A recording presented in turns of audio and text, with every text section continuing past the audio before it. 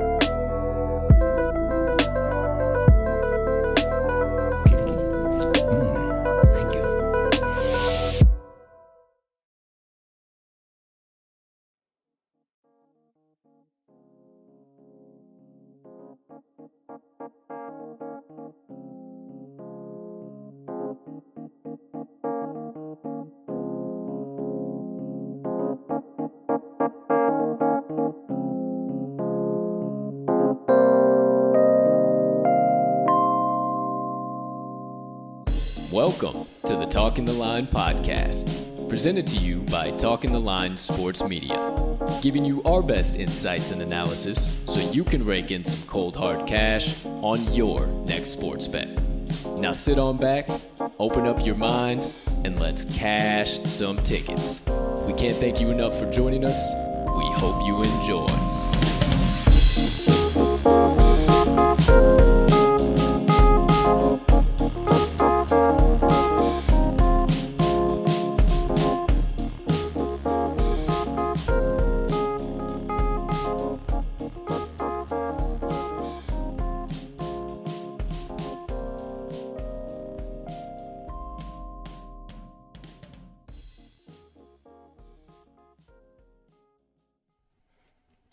Good morning, good afternoon, good evening, ladies and gentlemen, degenerates and gamblers, far and wide.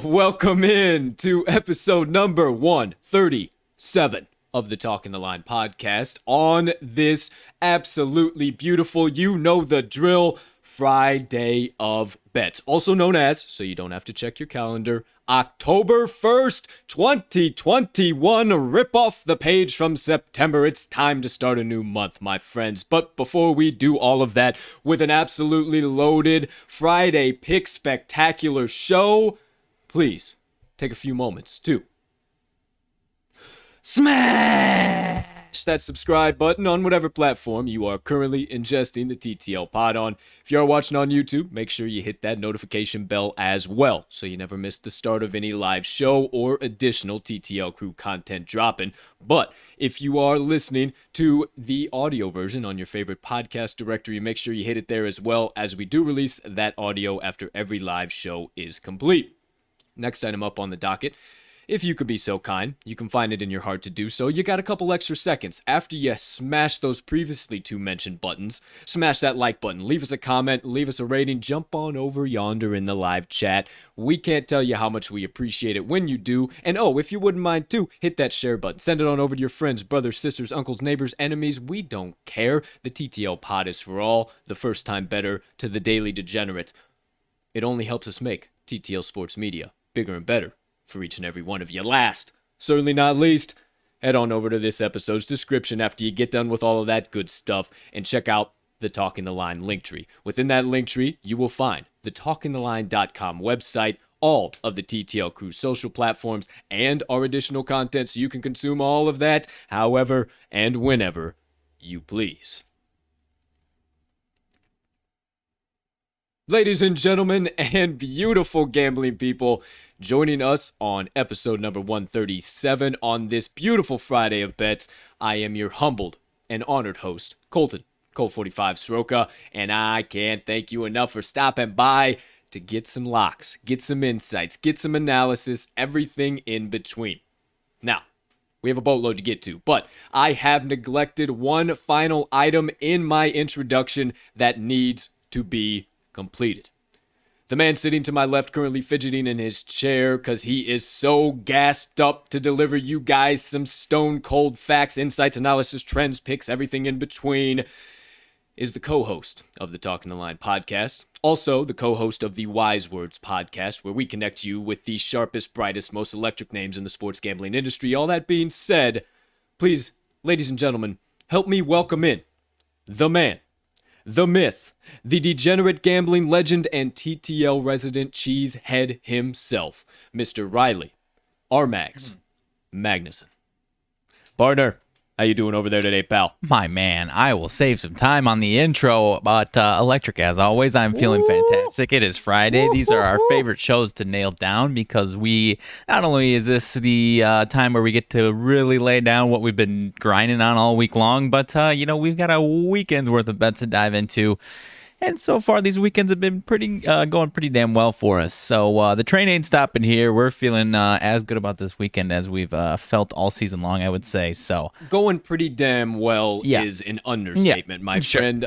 We've been doing pretty damn spectacular, if I do say so to myself, and to use my own term, if you will. But my friends, that all being said, let producer Colt fiddle here just a second while we get all in business. All right, everything seems to be good to go. Now, first, my friends, we must, as a full transparency show, recap all of the bets from yesterday's action. Some days we will have rough days. Some days we will not make it to the pay window. But more often than not, and especially yesterday, we are cashing fucking tickets. Ladies and gentlemen, for the first time, let me put them up on the screen. The TTL Crew's best bets from yesterday's action.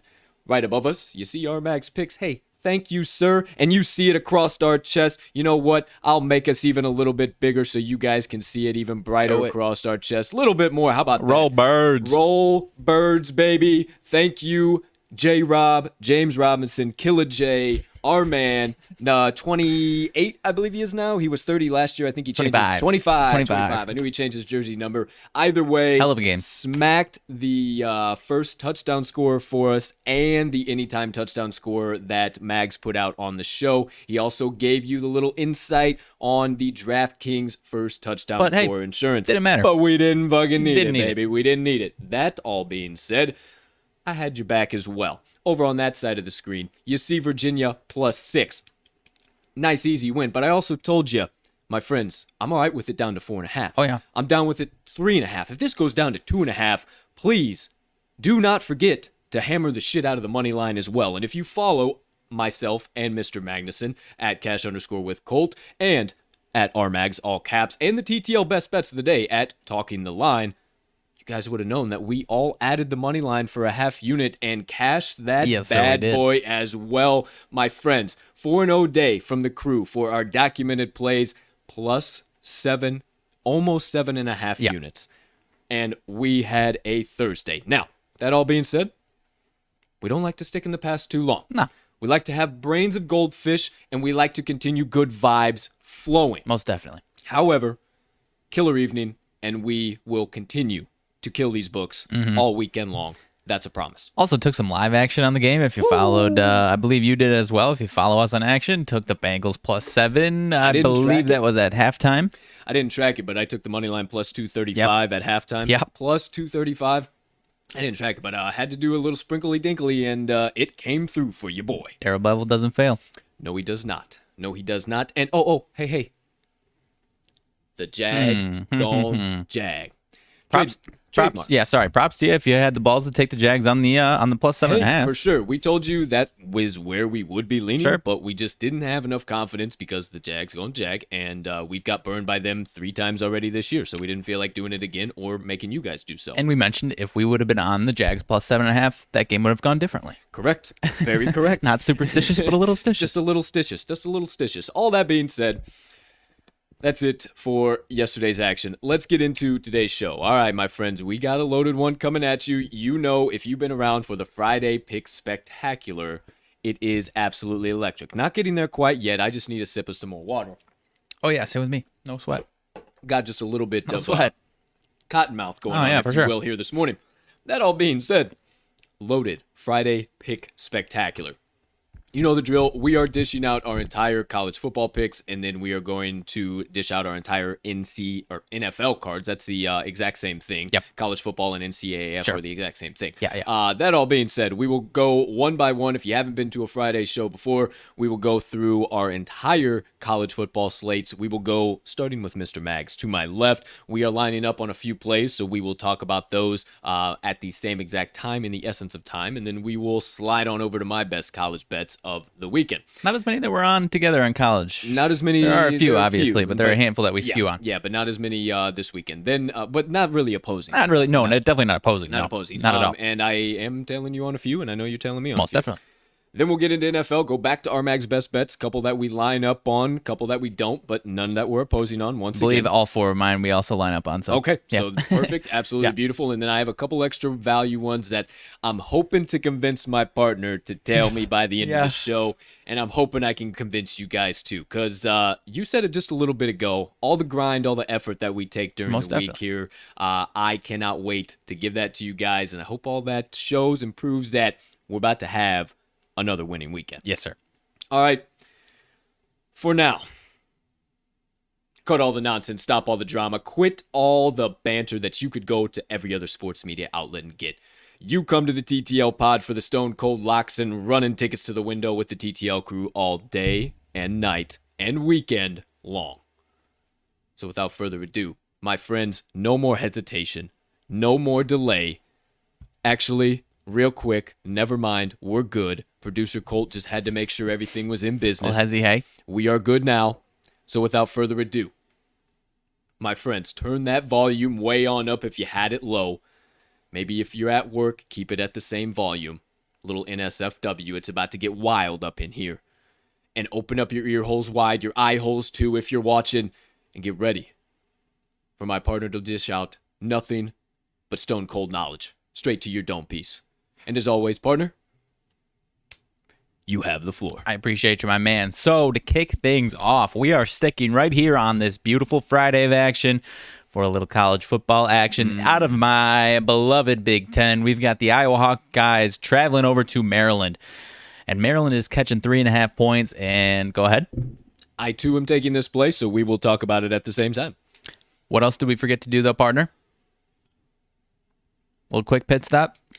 To you, to me, to each and every one of you out there drinking the black elixir of the gods on this beautiful Friday of bets, take your sip and let's get on with the damn Yes, thing. sir.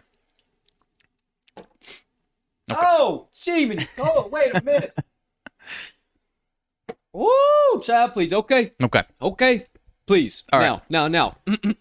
Partner, you have the floor. Okay, back into it. So, out of the Big Ten, my beloved Big Ten, the Iowa Hawkeyes traveling to Maryland to play the Maryland Terrapins. Terrapins are catching 3.5. We are taking these Maryland Terrapins plus 3.5. Oh, yeah. I am a little interested in the money line here. You will probably see it on my bet slip, but not making it an official pick. I think this is going to be a tight one here. Despite Iowa being the number 5 team in the country and Maryland being unranked, and by golly, minus 3.5 for the number 5 team in the country. That's got to be a lock, right? Well, hang on just a minute. Iowa's offense is much worse than the final scores of their games would indicate to you, my friends. Iowa's defense is very good. I won't deny that. But they have relied heavily on turnovers in their spots so far in these games. In the early portion of the season, 2.2 takeaways per game. Top 20 in the nation. Pretty damn good. However, this Maryland offense is quite the opposite of that. They protect the ball extremely well on offense. They average less than a turnover per game, only have thrown 1 interception this season. I really do think this is going to be a very, very solid game, and it might even look a little lopsided in the opposite way that you might be thinking here. Like I said, I'm interested in the money line, but I could see it being a very close game. Iowa's 2 big wins that got them up to number 5. They beat Indiana and Iowa State here. Both of these teams have been, as far as their expectations, pretty massive disappointments. 2 of the bigger disappointments in the country based off their expectations, I would say here. They, like I said, in those games especially, they relied heavily on those turnovers and they got them. Those offenses are nowhere near what Maryland is. Maryland's offense is pretty damn efficient, and my man, I love this one tonight at plus 3.5. I think we've got a winner to start off the weekend here. Taking the rock from you, absolutely, my friend. To kind of piggyback on your offense there, I am huge on this Maryland offense. They're starting to pick up under the helm, and the reason why they only have 1 interception, Mr. Taulia Tagovailoa, the brother of Tua Tagovailoa. Hey, roll tide, you know me. The Sharps have taken their side here, my friends. I'll talk about that here in just a minute, but under Taulia, 12th in the nation in total yards right now is the Maryland offense, and 8th in the nation in pass yards. Yep. So I will gladly be backing that offense because on the numbers and by the eye test, which, we like to do that a lot more, they look really, really good compared to the Iowa Hawkeyes, and by the numbers, it's not good at all for the Iowa Hawkeyes offensively. Defensively, I believe that Maryland has just enough to hang with the Hawkeyes, even though the Hawkeyes do hang their hats on the defensive side of the ball. That all being said, 41st, kind of weird to say that, in total yards, 59th in pass yards, and 28th against the rush is the Maryland defense. So I'm super high on them. I love them. And you know me, last but certainly not least, I'm a trends guy, my friends. This is what I do. This is how I go about things. Iowa is 1-5-1 ATS their last 7 October games, and then Maryland is 4-1 ATS their last 5 home games. I do believe that this is going to be a back and forth, dirty Big Ten game, just going to be a nasty defensive battle at the end of the 100%. day. And you got to give a little bit of an edge to whatever team has the better offense in that category. I agree with you. And at that point in time, we look to Maryland. So, Yep. my friends, I could go on and on till I'm blue in the face. Iowa not playing very good teams. Iowa not playing stout defenses, not playing teams that they had to absolutely murder to win the game. But I'll just leave it at that because we're both on it, and I think we're both going to be on the money line as well by game time. Not official, but from both of us, first best bet from RMags as me as well. Okay, for sure. Whatever that means. You ever walk into a sentence and say, what the fuck am I doing here? Maryland Terrapins, plus 3.5, or whatever the current best line is on your favorite book. Thank you, sir. Partner, please let him have number 2. Alrighty, number 2, partner. You have some more for this Friday evening, but I'm going to fast forward here to Saturday to another Big Ten matchup that I'm excited to watch. Wouldn't you know it? We've got Michigan and Wisconsin. Partner's got a different play coming out of this game that I also kind of agree with here, but this one is my favorite out of this one. I'm going with the under 43.5. Don't look at the final score of Wisconsin's game last week against Notre Dame. They held Notre Dame to 10 points through 3 quarters, gave up a kick return touchdown, a fumble, 3 interceptions, 2 of them were pick sixes. I think the winner of this game here, Wisconsin-Michigan, the winner is going to be 21 points max. Wisconsin's defense is extremely legit. Every time they, all 3 games so far, despite that one quarter that they, it wasn't even their fault. It was their offense putting them in those positions. They have been absolutely dominant. And, partner, I do agree with what your play is, but I really think this Wisconsin's offense is going to struggle some more here, but I think their defense is going to do enough to hold Michigan way, way down here. Michigan's rush offense is very solid here. Wisconsin's rush defense is extremely stout. So, Notre Dame's offense was extremely productive coming into that game last week. Wisconsin's defense was able to hold them down. Similar, I think this game's going to be a little similar to the Penn State-Wisconsin game that we saw a few weeks ago, but maybe, the end of the game goes a little bit differently than that one went with potentially Wisconsin winning this one outright. I do believe Michigan is honestly in a similar, at least offensive range here as Penn State, with Penn State having a little bit of an edge. So I really think the Wisconsin defense is going to have a field day at home here. So give me an even dirtier Big Ten under here, 43.5 on this one. To piggyback off of mine, I will not piggyback off of you and dish out my play. Yeah. Wait till after that. You might have been able to dissect, depending on how well you know my partner, where I might be leaning, but I'm not going to tell you yet. So for RMag's second best bet of the weekend, the college football slate, he is taking the under 43.5. 43.5 in the Michigan and Wisconsin game tomorrow.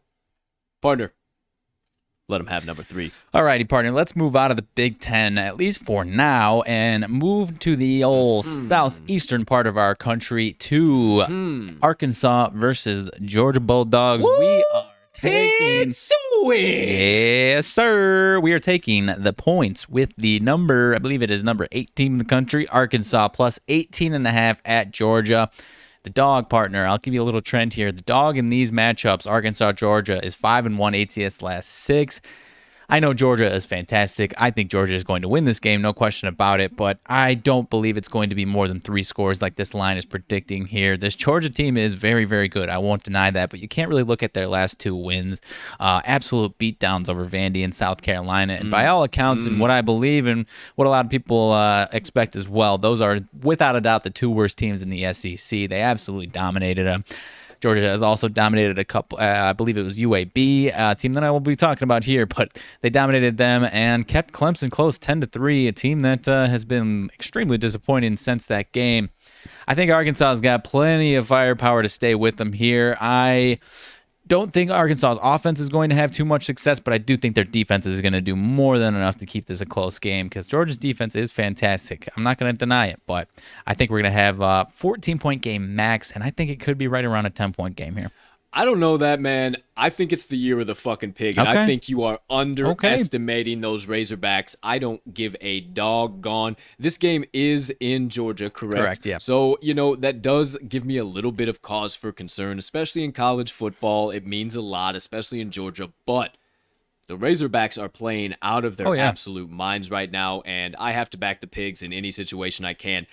I wasn't all the way bought in last week, partner. Fucking notes. But, yeah, woo pig suey right there, baby. All cap. All cap, baby. Woo pig suey. All that being said, hey, I wasn't bought in last week, but let me tell you, after they thumped Texas A&M as 4.5-point dogs, I am bought all the way back in, my friends. However, this is the toughest test that Arkansas has had to face, so they're definitely going to have to show up, and it's going to have to be their best performance yet, especially against that stone-cold defense that you talked about in your analysis. Now, I, too, am taking Arkansas plus 18.5, and I'll let you thump some more things down here. But one thing I absolutely love is that Arkansas's got enough of their own defense to hang in this game. And that's one thing that not a lot of people realize, and that's why they've actually been really damn good in these contests. They can lean on their defense. 12th in total yards, 8th against the pass, and 48th against the rush. I absolutely love it. Soon, the books are going to get really, really fucking smart on the Arkansas Razorbacks. Yep. My friends, I can promise you that. But until then, we keep fucking cashing. Yeah. I don't think this is going to be a 2-touchdown game. I think this is going to be a 1-touchdown game, and the Pigs are going to win it outright, my friend. But you don't believe me?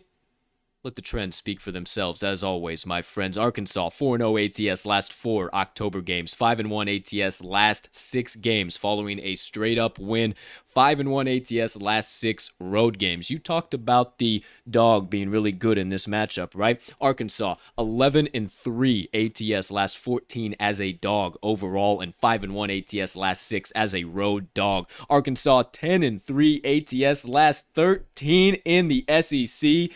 Baby, give me all of the Pigs in those 18.5 points, and you might just see me get crazy enough for a half-unit sprinkle on their damn money line. Ooh, baby. From the both of us, RMag's third best bet of the weekend for the college football slate, and mine as well. Arkansas Razorbacks plus 18.5. Hammer it home, partner. Number 4. Alrighty, so this next team switching conferences here once again. A team that actually lost to those Arkansas Razorbacks and have since bounced back with all the way back. I don't even know what word to use because their offense has been unbelievable. We are going to Texas -5 at TCU. The only thing that concerns me, this is the one on my card that seems a little bit too good to be true, I have to admit. So I will tell you, before you get started, I did have Tennessee on my card. I took them like my original Texas, Texas at the beginning of the week. I had them on there. I took them off, but starting yesterday, my partner got me back on to the Longhorns. Horns up, boys. Let them have it. Horns up. Yes, like I said, it does concern me that it does seem a little too good to be true. I just think that the Bucs are putting a little bit too much value here, not only at TCU at home, but just TCU in general. And I think they're putting more emphasis on Texas laying a stinker at Arkansas on the road there. But from what we've seen from Arkansas since then and before that, I have no concerns about that. That makes me more confident about Arkansas tomorrow, or against Georgia tomorrow, honestly. But I also think, like I said, since then, their offense has been unbelievable. 70-burger last week against Texas Tech. And this TCU defense, TCU's offense, I think, should be able to score some points in this game. Texas Tech put up 35 and still lost by 35, though. TCU's defense has been rough against some lackluster opponents. Mediocre opponents in Cal and SMU. Maybe SMU could be solid. Not quite sure what they are yet, but TCU did lose to SMU. Allowed 42 points is what I'm trying to say. Not your father's Mustangs. No, team, and they gave up 42 points is what I'm trying to say. They allowed 32 to Cal. I believe they only beat them by 2. Cal is 1-3. Cal is one of the worst teams in the Pac-12. I think Texas is probably going to put up another 50-burger the way I see it here, and it doesn't seem too good to be true when I really lay it all out here. On the road, it's not like they're going across the country. It's within the state of Texas here, a big rivalry game. I have no concerns about this Texas offense continuing to steam down the tracks. You don't have to continue to convince yourself, my friend. Are they all the way back? Yeah. I think so. 100%. Have that confidence. They're all the way back. Don't try and convince yourself of your own pick. Good. Give it all, baby. I'm backing him. I absolutely love it. There's no concerns in my mind that the Texas Longhorns continue to be horns up. -5, 5.5 have been really profitable this year as well. So hammered in RMag's fourth best bet of the weekend. Texas Longhorns -5 or 5.5. Partner, keep this proverbial podcast train steaming on down the tracks. Alrighty, now we're going back to the SEC for this one. We've got Southeastern Conference. Yes, sir. Middle of the pack of the SEC matchup here, but kind of a big matchup for where these teams are going here. Huge. We're taking out of Tennessee at Missouri. We are going Missouri -3 Tigers at home Even against that's not the right Tigers. Yeah, it's still the Tigers, though. And they're at home here against the Volunteers. I think it's going to be an offensive shootout, partner, and I do believe that Mizzou is going to stand out at the end of the game here. Tennessee, on the surface, has some respectable defensive numbers, but it's skewed by a couple of inferior opponents. They allowed 41 to a mediocre Pitt. That's not even the... yes. I'm sorry. I'm tripping on my words here. They allowed 2 inferior opponents to put up ridiculous amounts of points here. 41 points to Pitt is one of them, and it's not an inferior opponent. They lost 38-14 to Florida. That's where I was going with that. There you go. Their defense is porous, partner. Those numbers are fugazi. Mizzou's offense has been very damn consistent, even in their 2 losses. 2 close losses to Boston College and Kentucky. And you can say, what are those 2 teams? By public perceptions, those teams aren't very good, right? Not so fast. We actually think those are two pretty damn solid teams here, and I do believe that Mizzou is the better team here, and they're going to take advantage of that Tennessee defense, partner. Damn fucking Skippy, I'm backing the absolute shit out of you, my friend. Tigers. I cannot tell it any better myself. This was another one. I had them on my my list, my early week list. Went through. I said, "Fuck, I like the Tigers. Is it too good to be true? I think it's too. I don't think it's too good to be true, but I'm a homer because I love Mizzou. I love Mizzou, and Tennessee's I don't been have real that bad. bias. Then he shows up with it on his card. I said, "Holy fuck, I'm back in. Hammer, hammer, hammer, hammer, hammer." All right, so number 5 from RMags, Missouri Tigers. Not the right Tigers, but you know the still deal. Tigers. At -3. Please, sir, gently, if you will, continue to row the proverbial podcast boat down the stream. Okay, so we are going to a stadium that does not claim any conference. We're going to the Cincinnati Bearcats at the Notre Dame Fighting Irish, and we are taking the Cincinnati Bearcats on the spread Bearcats, -1 Nope, and a half. What did you say? I was doing that. That's the Bears. Okay. Wrong team. Do it later. Cincinnati -1.5. This is not the main reason we are taking this by any means, but this is the biggest game in school history for Cincinnati. Huge. This is effectively a playoff game for both of these teams here. Like I said earlier with the Wisconsin-Michigan analysis, ignore last week's score against Wisconsin for Notre Dame. Notre Dame took advantage of horrible Wisconsin blunders, as I've already mentioned, and this Cincinnati offense has a much more consistent attack than that Wisconsin team did, and honestly, a pretty solid defense that can hold Notre Dame down just to where they need to here. Cincinnati, the other thing that really pushes me over the edge here, partner, gets an extra week of preparation after Notre Dame just had a massive game against a stingy defense against Wisconsin. And might I hammer it home once again, an extra week of prep coupled with the biggest game in program history, and it isn't even close. Hopefully they get I'm not saying hopefully they win this game. I do believe they win this game. Hopefully this won't be the biggest game in program history because they run the table and they have an even bigger game down the road. But for now, this is the biggest game in program history. Give us the Bearcats -1.5 points, partner. May I? I too am on the Cincinnati Bearcats -1.5. I do not believe you need to worry about the money line because this line is an overreaction. You know how I do it. This is complete phooey. This should be much longer. This should be at -3.5. No question.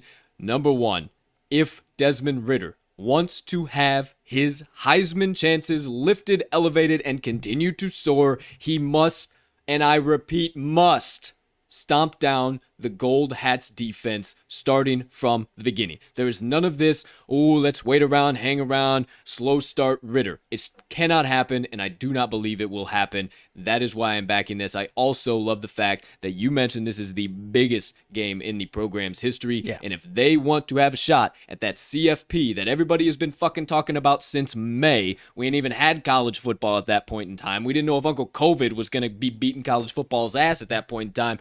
They're here.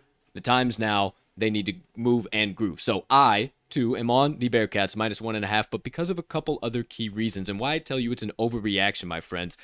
Notre Dame's being overvalued because of that Wisconsin game you mentioned earlier in some of your analysis. It was 10-10 at the end of the third quarter, and because of I think they were losing 13-10 if I'm not mistaken. Maybe, yeah, it was 10 to 10 in the third quarter. Either way, that wasn't part of my analysis. It doesn't matter.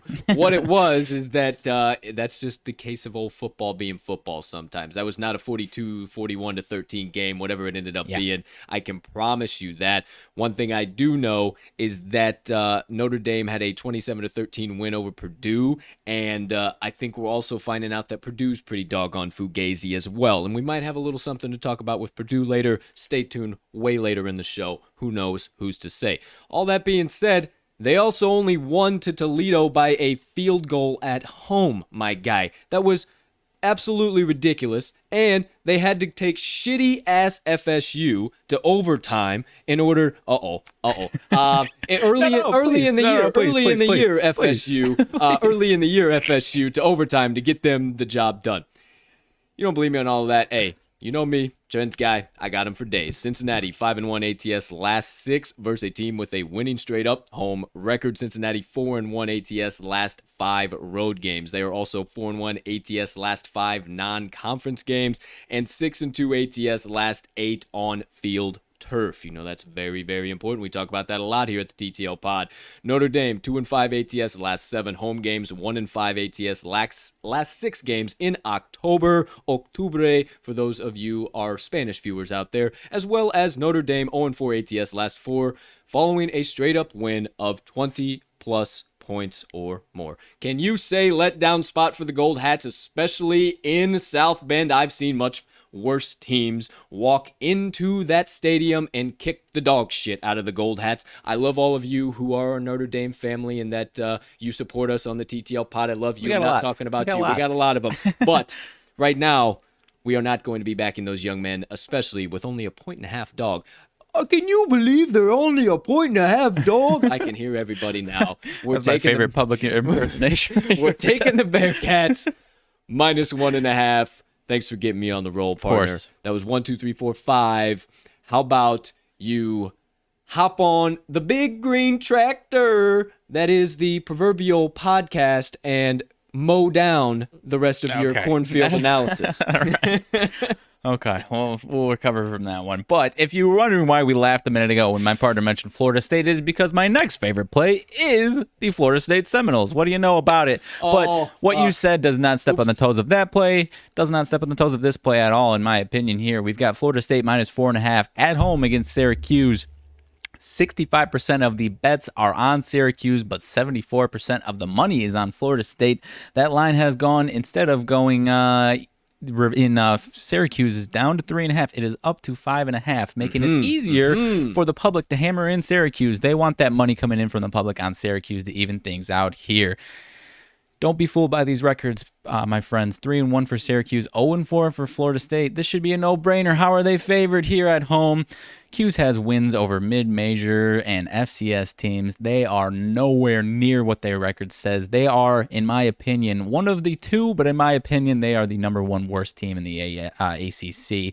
I know Florida State has been disappointing, but the teams they've lost to are good teams aside from, Jacksonville State, it's FCS, but they are a good FCS team. That is one early on in the season that is confusing or concerning. They get into ACC play, and they're losing to a couple teams that we perceive as some pretty damn good teams. And I mention this Syracuse team is very, very bad. Seminoles still having a decent offense here. They have been able to put up points. Their defense has been the concern. I think Syracuse defense is going to get exposed here. Syracuse has a solid rushing offense. However, Florida State's one thing they do well on defense is slow down the run. I love those matchups when you have a bad passing attack going against a bad passing defense, because that bad passing defense isn't going to get exposed by a quarterback that can't pass on anybody except for inferior opponents, inferior talent, inferior athleticism. FSU still has the athleticism and speed advantage in this one. Athleticism. Just when you think FSU's D is bad, they're going to show up and, like I said, slow down an opponent that cannot pass. They will be able to shut down the run if it comes at them, and they'll be able to put up plenty of points. I see at least a 10-point win here for the Seminoles. I have no concerns. I would take it up to 6 points here. Wouldn't take it over that, but I love this one as much as any of these other ones on my card, despite how disappointing the Seminoles have been, partner. Hey, I love everything you're saying. If you guys have been looking at the Knowles game saying, where the fuck do I go? Can I get back on my favorite team to play, the Florida State Seminoles? Hey, back my man, for sure, no question.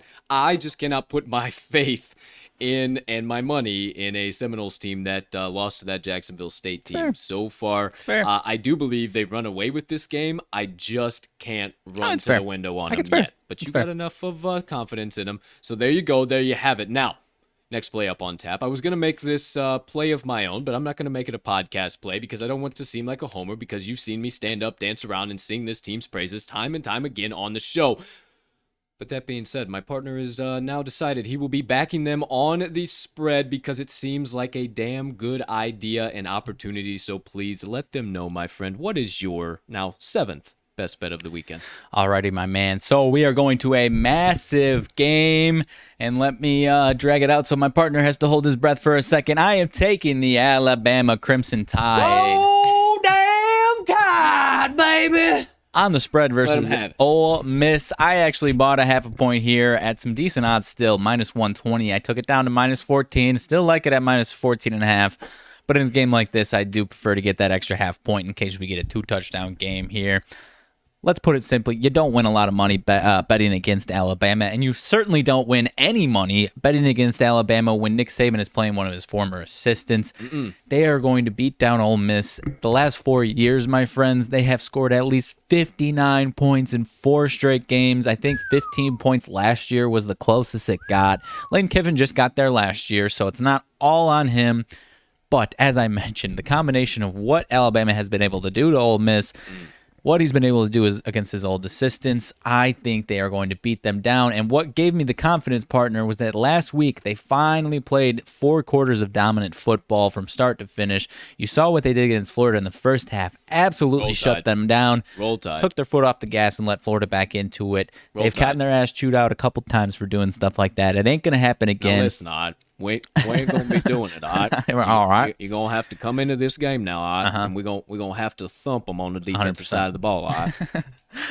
So what I'm saying is, do I think they're going to put up another 60 points in this game? I think it's going to be a little bit lower than that, but what I really expect, and maybe it won't, but what I'm really, really expecting is that their defense shows up and dominates this game.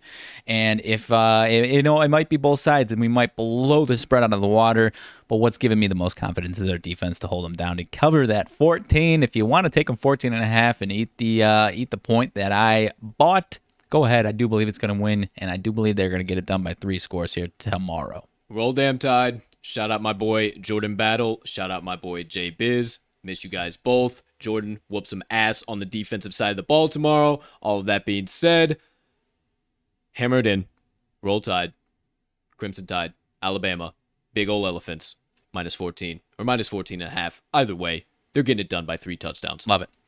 Partner, how many more you got here? 2 more. 2 more. So, without further ado, please let them have number 8. All right, I should be a little quicker on these. We are going to a little smaller scale of matchup here, at least as far as the schools are concerned. We're going to Liberty and UAB on Saturday afternoon. I am taking UAB minus 1.5. UAB's defense should be the standout unit in this game. They have been very solid in this season so far through 4 weeks. I think they should be able to move the ball offensively as well. More than enough to handle this spread. I think they get it done by at least a field goal, if not a touchdown. They're 3-1 straight up. They've looked fantastic in their wins, but I think some of the perception is skewed by their one loss, but it was a beatdown against one of the 2 best teams in the country, Georgia. They absolutely got hammered, but it is a clear mismatch against them. That is not the case by any means, obviously, in this one. They're actually playing at home for the first time in this game, so I think they're going to be even more juiced up at home, and Liberty has not been as strong offensively on the road here. They are 1-1 straight up and ATS on the road. And I think that continues into a 1-2 on the road on Saturday here for UAB, covering that minus 1.5. I might slide on over to this one with you, partner. This one kind of sunk under my radar. They've impressed me. Little pick'em, so I am interested to back the Dragons with you there Love as it. well, my friend. So, please, partner, one more to go. Let them have it. All right, for my last play, I got to get one more Big Ten game in there, one more Big Ten under. Surprise, surprise. What a homer. And I'm going this time. Hey, I've had my success in the Big Ten, so call me a homer all you want. But I am Still going cashing fucking to tickets. Indiana and Penn State. We are Damn right. going under 53.5 Damn in right. this one. Penn State's Damn defense right. is going to show up big in this one, much like they did against Wisconsin. Penn State's offense has been solid, but I don't think their offense is quite good enough to carry a total over by themselves, or even if it is a close game, I don't think that's going to happen. Indiana's offense has been incredibly streaky, and in this hostile environment that is going to be Penn State, once again, 6:30 p.m. game. These night games at Penn State are an absolute madhouse, and I think that is going to play a factor into Indiana's offense really struggling here tomorrow. And I do believe we stay well under this 53.5 for a not quite a grimy Big Ten under here, because I do think Penn State will probably look solid. But like I said, I don't think they're going to score 40 points or anything like that. So give me the under in this one. Yeah, I was kind of leaning Indiana plus 12.5 beginning of the week, and the more I looked at it, I just think this is going to be a grinded out, and I think that Penn State's going to end up covering that, but it's going to stay way under. That's exactly what I was thinking. I just don't know. I don't have enough faith in Indiana to do that, but I do think the under is the right side of this play. 28-10 or something like that. That's kind of where I'm leaning. I like that. I like that a lot. So there you go. There you have it. All of my partners' best bets of the weekend. If you missed anything after we get through my best bets, don't you worry. We'll recap all of them. Now, quickly, fastly, but not too fast, in a hurry, over to my best bets of the weekend for the college football slate. Now, I will go back up to the top of my notes here. And my friends, I will let you know that I am going back to the Friday evening slate. Let's go. And I have some damn good value, just as the value I had to dish out yesterday for my Virginia Cavaliers. Also, shout out my man TK, oh boy. I shot him out, Thompson. Yeah, I'm blanking. I can't think. 99 is a running back, though. That's awesome. I shouted him out. He is in the offensive depth chart as FBP. Football player. Yeah, man is for sure. That all being said, going to the other matchup that is on the slate. Well, there's 3 on tonight, but we already told you about the Maryland game. I'm going to the matchup between the Houston Cougars and the Tulsa Golden Hurricane. And I am saying that the Storms are going to be stopping tonight and the Cougs are going to be rolling in Tulsa.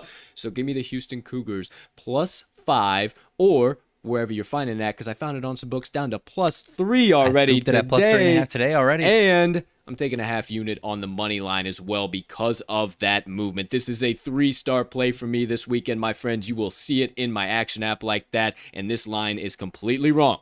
It should be favored in the total opposite direction. The books are just overreacting to Tulsa doing some nice little things here and there, and Houston having to battle back last week against Navy, being down at half. But may I remind you, after they were down at half, Navy never scored again. They turned on the heat. They will come with that said heat from the first snap against the Golden Hurricane today. Let me tell you that Houston holds an edge over Tulsa in points per game, yards allowed, time of possession, red zone, and penalties given. Now, what did I not mention? Oh, that's right, yards gained. Ooh. Tulsa does hold an edge over Houston in yards gained. You say, Colton, why would you do that? Oh, I'll tell you why. Because they are outside the top 100 in finishing drives, so they cannot get it into the end zone worth a damn. Nothing but empty yards, my friends, and I'm not buying it. But if you don't believe me, let me tell you, and let's not forget, that Tulsa has a loss to UC Davis on their record at home this year, 19-7, and the Houston Cougars are no UC Davis Broncos team, I will assure you of that, but let the trends speak for themselves. Houston, 11-3 ATS, last 14 versus a team with a losing straight-up home record. They are 19-7-1 ATS, their last 27 games as a road underdog, and Houston is 13-5 ATS in their last 18 following an ATS loss. They lost as 20-point favorites against Navy. They are going to cover this with ease because they were very rightly 20 points against Navy. They just laid an egg. All that being said, Tulsa 1-5 ATS last 6 after scoring more than 40 points. So unlike in their previous game, that is, unlike the Houston Cougars, they are not in a rebound spot. They are in a very big letdown spot. So I will be taking the dogs. The Houston Cougars, not really dogs, but they are Cougars, whatever you like to look at it as, and also the money line for the Houston Cougars this evening. Hammer it home. I'll be backing you, my man. Big Dana Holgerson fan over here. Love it, love it, love it. All right, we already talked about Maryland. I already talked to you guys why I'm taking that with my partner there as well. Back to a matchup you mentioned, my good Yes, friend, sir. and that is the Michigan and the Wisconsin game. Ooh, thoughts on the Mariners, Mr. Brennan? Partner, you want to just take the floor just 1-2 seconds? Quick second here. I last week, I believe it is a week from me today, actually, I took a plus 1,100 Mariners to make the playoffs. You don't say. It is not looking bad. I think they're going to need a little help. I think they got a good chance of taking care of the Angels this weekend. They might just need a loss or two from Red Sox or Yankees. Sure. It doesn't, matchups don't favor in too well. Red Sox got 3 with the Nationals, but I'm more biased. they're kind of collapsing. The because- Red Sox are, so I'm feeling decent. Yeah, Brendan, thanks for joining us. Appreciate you, man. If you haven't read my blog, you will know that I am a very biased Mariners fan. The legend of Chris Flexen has a chance to make it to the I believe he's 2021 starting tomorrow. MLB postseason. Oh my gosh! Any opportunity I get, just put it in my last will and testament. Yeah. everybody, this man, please bet Chris Flexen every single time you can. You will cash. He is the best. He is the greatest. But you're cashing that thing, I do believe. I think we're at least going to get some type of tiebreaker. I love him tonight. I was looking into Yeah, him tonight. might have some action on Love him that. tonight. Chris Flexen's on the mound tomorrow, so if they take care of the Angels, they might just need a loss or one or so Let's loss. go. Let's Hey, fucking Chris go, Flexen, baby. baby. I love No him, joke. dude. He's no fucking joke. But I He's just- think I'm actually going to be putting some money on him tonight, though. Hell yeah. Yeah, I got a full blog on Chris Flexen, literally the legend of Chris Yeah. Flexen. I fucking love him. So, that all being said, thanks for that, Brendan. We Yes, sir. appreciate you, our guy, and let's get back into it. Now, back to the Michigan-Wisconsin game. Oh, fuck. I got to prime up for this because I said one small thing about the Big Blue and fucking Wolverine's Twitter Yeah. jumped down my Oh, damn yeah. throat. So, before you guys jump off the deep end, just relax for a second, okay? I still love you. I still appreciate you. I'm not coming at you. I just see gambling value. So I'm taking, in the Michigan and Wisconsin game, if you didn't know, Wisconsin money line, full unit, 2-star play for me this weekend. A little bit of question marks after the fourth quarter, end of third quarter collapse from the Wisconsin Badgers. But I don't think we're going to see that offense struggle. I think finally it's going to turn up. It's going to wake up. This is week 5 now. This is now or never for the Wisconsin Badgers. We can't be spinning the fucking wheels anymore. And I don't think we see it. Now, please, if you have heard this, raise your hand. Even, yes, you far in the back. No way Michigan is an absolute dog at home after what the Badgers did to Notre Dame at Soldier Field last week.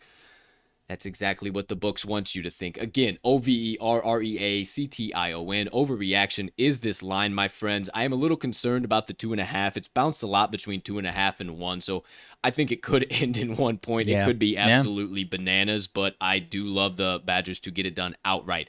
I think it's going to be a back and forth, dirty, downright Big Ten defensive battle. Yeah. My partner loves it. He's a Big Ten homer. Every single one of those games he will be locked into on his 15 different TVs. Yep. It's what he does. It's how we go. But let me tell you something. Even though I'm a little bit worried about that number, the sharps aren't.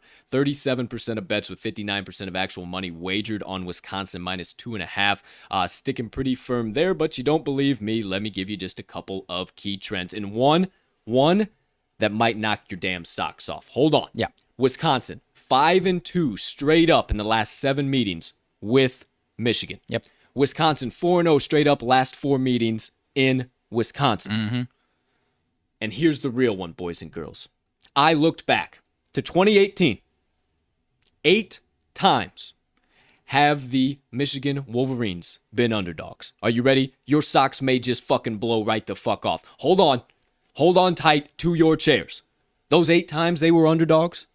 0-8 straight up, 2-6 against the spread. They ain't getting it done. 3 of those games were against Wisconsin. Wisconsin won as 6.5-point favorites, 24-10. They also won 35-14 as 3-point favorites, and they won 49-11 as 7-point favorites. Give me all of the Badgers. I don't like the damn points, even though with that trend, son of a bitch, I might want to hammer it in, but I absolutely love the money line. Give me the Badgers. I think I'm with you, partner. I, much like how you were jaded with Florida State, I think I'm going to be backing you because everything you said, all the line movement, all of the public perception on, I can't believe Michigan's a dog. I am all the way in on what you're saying there. This Wisconsin offense has just made, it's been a tough watch for me. And but at home with the They're defense. just not good as a dog. No, but with the defense that they bring, I do trust this. I do believe I will be backing you. Michigan in the Jim Harbaugh era. As much as I love Jim Harbaugh, they do not win these type of games against big opponents when it's kind of take that next step, whether it's their season or just their program. They just haven't been able to get those wins. So I think I'll be backing you tomorrow. Yeah, I absolutely love it. And if you follow my plays in the past, I typically make plays like this based off of big rebounding spots for Wisconsin. So because I once absolutely love it. again, they might not have covered last week, but again, they were either 10-10, 13-10 before the wheels absolutely fell off. They still should have won that game last week. Show enough. Well, there you go. There you have it. The Wisconsin Badgers on the money line. I am taking. Now, we already talked about Arkansas plus 18.5. Just a nice reminder for you. That is a 3-star play for me this weekend. Also taking Cincinnati minus 1.5. I am not worried about the money line in this situation. I will take a 3-star play there as well. Next one up. 3-star play for me, my friends. One my partner is not on, but soon I do believe he will be.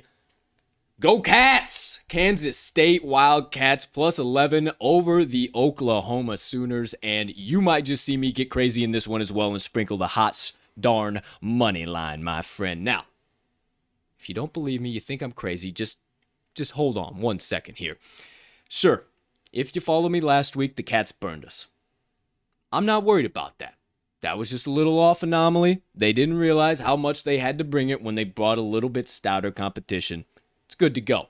Now you might say, Colt, that's the other team from Oklahoma. They played Oklahoma State. Now they're playing Oklahoma this week. It just does not seem like a good factor for them to be in. Well, I would argue differently because Oklahoma State is where they played last week. Now they're going back to Kansas State and they're playing there this week. Now, we live in the old Midwest, and it's sometimes some shitty weather during this time of the year. So I went ahead and looked deep into that, and oh boy, wouldn't you know it, my friends, it is about 60 to 65 degrees at Bill Snyder Stadium in Kansas on Saturday tomorrow, with a 93% chance of rain and about 7 to 12. Don't say. 7 to 12 mile an hour gusts of wind. So, if I do, or if I could be so kind to continue my trend, the deuce is loose. Let Deuce Vaughn eat. Let him work. There has been nothing that has shown me that Spencer Rattler is going to come out and throw a perfect game, have any type of dominance against Kansas State, especially with the weather we're seeing. This is going to be a dirty, run-it, grind-it-out game. Kansas State has the advantage in that spot, my friends. Deuce Vaughn is the real deal Holyfield. All of that being said, you don't believe me, my friends. I got the trends to back it up. Kansas State, the most important one, has won the last 2 matchups between these two teams last 2 years. 2020, 2019. It's not we got to go way back. I don't think anyone's realizing that because I didn't even realize that. You don't have to realize a couple that. Days ago. It is not that far in the past. Last year, they won 38 to 35 as 28-point dogs. In 2019, they won 48 to 41 as 23.5-point dogs. Now they're down to 11-point dogs. The books set this number so they do not get killed on the Kansas State Wildcats, so the public will still hammer the absolute mess out of Oklahoma State. I promise you, this is one of my locks of the weekend. Kansas State is going to absolutely have a dominant game in this weather at Bill Snyder Stadium, and they are going to continue to build on the trends of being 13-8 ATS, their last 21 at home, including 5-2 ATS in their last 7 at Bill Snyder. 18-8 ATS. Last 26 as an underdog overall, and 9-3 ATS last 12 as a home dog. My friend, they show up in the month of October. 36, 16-2 ATS last 54. That's where I got 50 from. October games. Give me the Kansas State Wildcats to absolutely roll against the Oklahoma Sooners. And boys and girls, you might just see me get fucking wild and drop a little money line sprinkle on these big dogs as well. I think it's the weather that might push me over the edge, my man. I knew it would. Baby. I did not realize that. This is me. Maybe this is not a very good analyst take, but Oklahoma is just one team that until what you said, kind of a team that I'm just like, all right, I am taking myself away from them until they can have some consistency here because maybe they are just the team that we've seen the last few weeks. Are they good? Yeah. Are they dominant like they've been in the past? No. And I keep waiting for them to come out and just slap a 60 burger on whoever they're playing, and it just ain't happening. Spencer Rattler is kind of, what you said. Can I remind you of what you're saying? They won by 5 to Tulane, 7 to Nebraska, 3 to West Virginia. Oh, they absolutely dominated Western Carolina. Give me an effing break. How about Nebraska? Nebraska ain't that good either, and they only lost by 7, my friend. So, hey, cheers to you. Fuck me, I'm in. He might. Oh, I'm in. One, baby. I'm in. All right, Kansas State Wildcats plus 11, plus 10.5. I'm comfortable there too, boys and girls. The books are getting smart, but not smart enough for your boy. Next game up on tap. You might call me crazy on this one as well, but I have to continue to back them. Rutgers Scarlet Knights plus 15.5. They went into Michigan last week on their homecoming, and they still covered the spread. They almost got the outright win, boys. They almost got it. So all of that being said, it's back in the Scarlet Knights until further notice. I don't give a damn. The books, once again, are going to continue to set these lines. They will get smart eventually, but until then, we cash. And Ohio State really is not Ohio State this year. Similar story to Oklahoma, if I'm being honest. If they can be beat in Columbus against the Oregon Ducks, I mean, I don't Oregon's care. Oregon's good, but I don't care. I don't care, my friends. That's something you don't do. No. That's something you do. You don't come into the shoe and beat the Buckeyes. But that all being said, whoopee shapoopee, they got a one game where they covered over the Akron Zips last week. I do not give a damn. Rutgers covered as 20.5-point dogs last week, and now you're going to give me more than 2.5 touchdowns at home after an easy cover against Michigan, 20-13 last week. Come on, give it all to me, my friends. Rutgers has more than enough defense to limit whatever Ohio State has cooked up. 11th in total yards allowed defensively, 15th against the pass, and 41st against the rush. Give me the Scarlet Knights, who are 4-0 ATS this year. Again, something special's happening. Quote me now. Call me crazy now. Quote me later, bitch. I'm just, that's where I have it. 4-0 ATS last 4 on field turf. Rutgers 4-0 ATS last 4 versus team with a winning record. Rutgers 5-1 ATS last 6 following a straight up loss, and 5-2 ATS their last 7 as a dog. Ohio State Buckeyes 1-3-1 ATS last 5 overall and as a favorite. Give me the Rutgers Scarlet Knights plus 15.5 all day and night long, any day that ends in Y. All right. Please. I'm not opposing this by any means. I am not quite as bullish as you are on Rutgers, at least in this spot. I do like them. I think under my head I would take Rutgers for sure. I'm just staying away. And then, once again, maybe this is playing into what you're saying, partner. Same thing with Oklahoma. I keep waiting for Ohio State to show up like they were supposed to show up, and they haven't quite done it yet.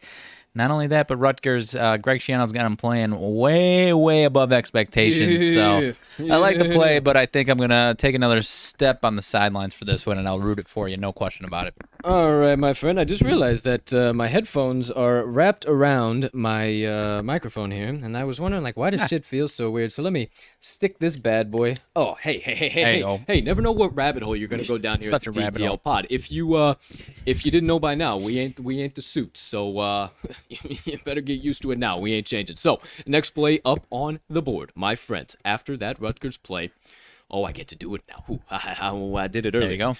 Oh,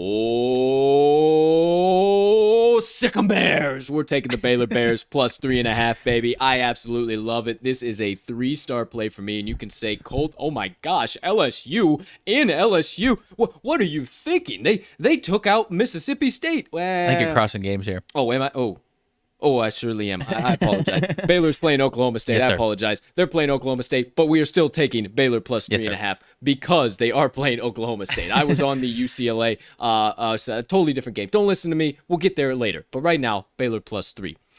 This is a completely wrong line in my mind. Let me get rethoughts and collected here as to why I love the Baylor Bears. This should be completely flipped, and the Pokes have no business being favored over anybody. It did look like the Bears were going to ride the struggle bus, start the season. I cannot lie to you after a weird win against Texas State, but... Are the Bears back? They have turned it on ever since then. They are 3-1 ATS now and 4-0 straight up. And, even though the old Cowboys are 4-0 straight up, they are 2-2 ATS. And, I don't think that they are truly 2-2 ATS because they barely beat Boise State and they barely beat Tulsa. And I am not buying any of it. This is going to be a nasty Big 12 defensive battle, and I can promise you that Oklahoma State is going to get run all over by Baylor's 6th in the nation rushing attack. Oklahoma State has not faced anything like this defensively, and that will be the key deciding factor for me with two defenses that are pretty evenly matched in the Big 12. You don't believe me? 60 to 70 degrees at game time.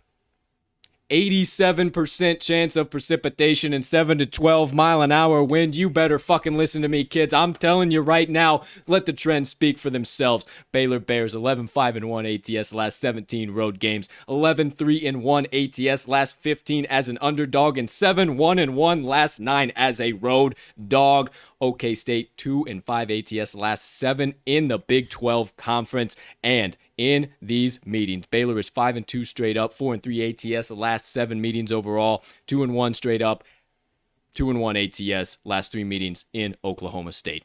Give me the Baylor Bears.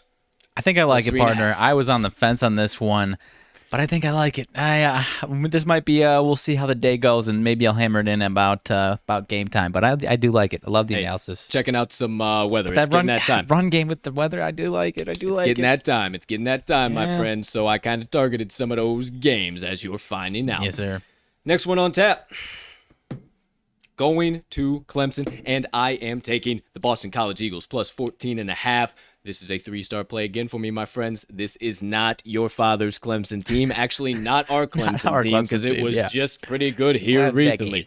All that being said, this is way too beautiful for me not to take the 2.5 touchdowns, especially after Boston College, with the momentum they have, overtime win against Missouri, absolutely bananas. And may I remind you that Clemson hasn't done anything to prove to us that they need to be favored by 2.5 touchdowns. At least not we need to back them offensively. 14-8 win over Georgia State. 21-20. Georgia Tech, sorry. Georgia Tech. 21-27 overtime loss to my Wolfpack, NC State. Let's go. And a 3-10 loss against Georgia in week 1. We all know all of that stuff. We all know what's going on, and it is not looking good for Clemson at all. Boston College wins that overtime thriller against Missouri, and I think they ride that momentum right into this damn game and play up for it. I will tell you, my friends, it took me a lot. I thought about it. I went back and forth, and then I remembered one key video that had just been circling around Twitter, and the fact that the Clemson Tigers barely won that game. So I will tell you, you can shoot Dabo out of a fucking cannon again, paratroop in the American flag, and have a live tiger roaming the sidelines all fucking game, and I'm still taking the Boston College Golden Eagles plus 14.5 that are 23-8 ATS last 31 games in October, 17-8-1 ATS last 26 games as an underdog, and 19-7 ATS their last 26 as a road dog, not to mention 23-9-1 ATS, their last 33 conference games. Give me the Boston College Eagles.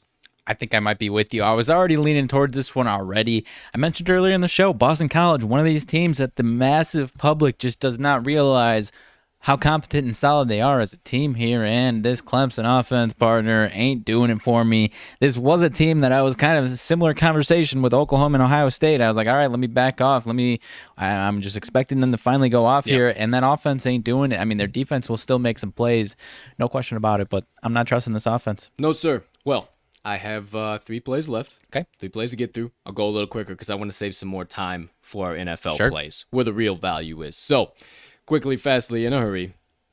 My next play up on tap, I'm taking the Auburn Tigers plus 3.5, 2-star play for me.